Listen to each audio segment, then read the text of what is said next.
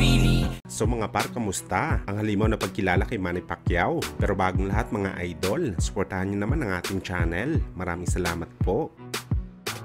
So hindi nga po lingid sa ating kaalaman mga idol na sa ngayon pinagkakaguluhan ng mga boxing fans at mga boxing experts kung sino ba talagang pound for pound boxer ngayon dahil maraming mga fighter ang capable sa posisyon na maging hari sa boxing sports. Una na nga sa listahan dito mga idol si Terence Crawford kung saan isa na itong 2 division undisputed champion. Sinundan naman siya mga idol ni Naoya Inoue na dating undisputed at ganap na 4 division world champion. At sa December mga idol, susubukan ng Hapones na maging 2 division undisputed champion sa laban kay Tapales. Sumunod naman dito mga idol si Alexander Usyk na kagaya ni Inoue running for 2 division undisputed champion na rin. At nasa listahan rin mga idol ang Mexican superstar na si Canelo Alvarez na current super middleweight undisputed champion. Bagamat tila hindi sumang-ayon dito mga idol ang Yardbarker, isang sikat na boxing website dahil sa kanilang top 25 na best pound for pound boxers sa nakalipas na 30 years which is effective ito mga idol hanggang 2025. Ginulat ng ating pambansang kamao Manny Pacquiao ang lahat dahil siya lang naman ang number 1 best fighter sa buong mundo sa nakalipas na 30 taon sa boxing sports. At guess what mga idol?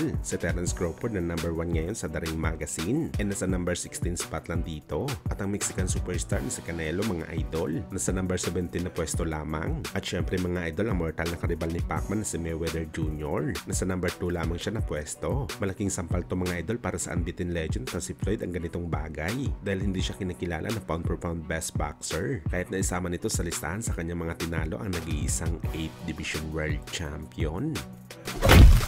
Samantala matapos nga po mga idol, nagbanta ang ating kababayan na si Marlon Tapales kay Naoya Inoue. Nasasaktan niya daw ito at ina-knockout niya ito sa bakbakan nila. Kung saan mga idol, brutal din po binahagi ni Marlon Tapales sa kanyang Facebook page ang pagsasama nila sa sparring ng bagong prospect at talaga ni Mayweather Jr. na si Cornel Moton. Kung saan isang magandang experience to mga idol para kay Tapales. Dahil alam naman po natin mga idol kung gaano kagaling itong si Moton at isa itong solid na fighter sa featherweight. Kaya nagpapahiwatig lang talaga ito mga idol na talagang ginagawa ng Pinoy champion ang lahat para maging halimaw ito sa bakbakan kay Inoue sa December. Sa kabilang banda naman mga idol, Eddie Hearn winalis si Tyson Fury sa naging performance nito sa laban niya kay Francis Ngannou kung saan muntikan na ito matalo sa UFC fighter. At ayon kay Eddie Hearn mga idol, ngayon alam na daw ng mga boxing fans na may punto ang kanyang mga sinabi na sakali maglaban daw si Anthony Joshua at Tyson Fury, papatulugin daw ng kanyang alaga si Tyson Fury sa bakbakan dahil wala daw ito sa level ni Joshua. Kung na-expose daw si Fury kalaban ang hindi isang tunay na boxer, paano pa daw sa bakbakan nito kontra kay Anthony Joshua? For his future, I mean, look, I've always said that AJ knocked out Tyson Fury. People have called me mad, and now this week people are believing me. But I guess until that fight's made, it's irrelevant anyway. But